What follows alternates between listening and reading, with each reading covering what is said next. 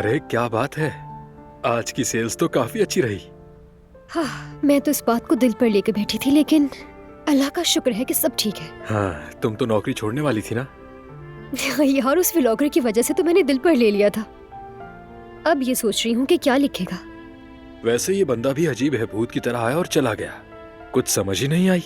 हारून, मेरी तो ख्वाहिश थी कि ये कुछ बोल कर जाए, क्योंकि वो अपने काम में माहिर है, लेकिन वो कुछ कहे बगैर ही यहाँ से चुपचाप चला गया। अब उसका ये अमल मुझे और परेशान कर रहा है। देखो, मैं तुम्हें इस्तांबुल के मशहूर रेस्टोरेंट में से एक के मैनेजर के तौर पर कह रहा हूँ, खुद पर भरोसा रखा करो यास्मीन, क्योंकि तुम्हारे खाने लाजवाब होते हैं।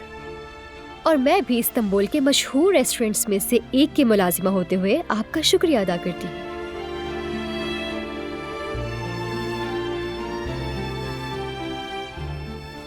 अच्छा चलो, अब निकलते हैं।